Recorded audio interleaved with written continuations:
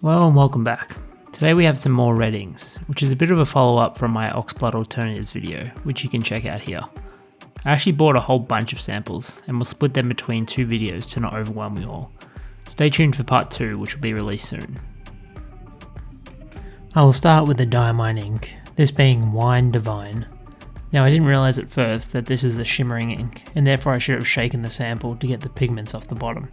So this is actually my second take, which came out much better. Something to keep in mind though when using shimmering inks. The shimmer is pretty subtle at first, but became much clearer once it had dried. There is a gold shimmer that runs through the wine red.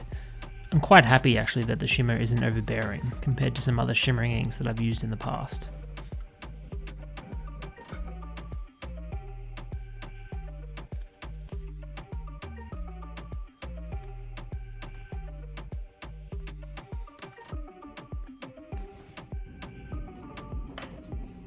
Next up we have Private Reserve Burgundy Mist.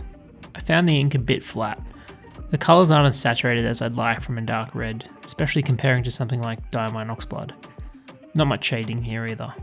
I don't hate it, but I probably won't buy a bottle of it.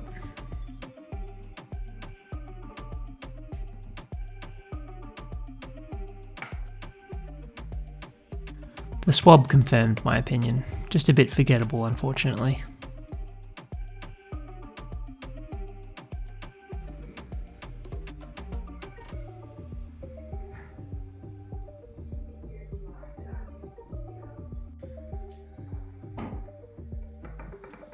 Next is a new ink from Van Dieman's, in a new series called Tasmania, which of course is here in Australia.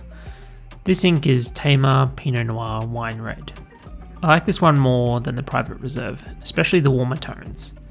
A bit of shading but not too much, no sheen, and overall pretty subdued, but I could see myself using this, especially in an everyday work pen.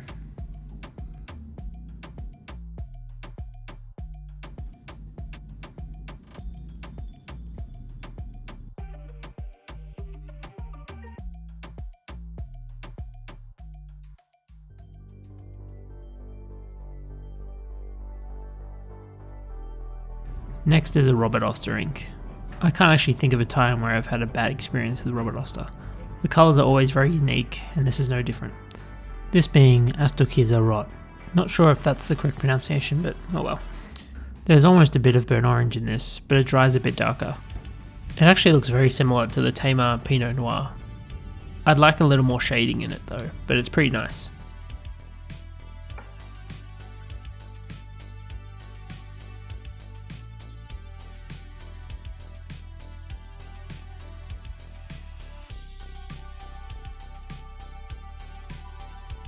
And that concludes the first batch of red inks.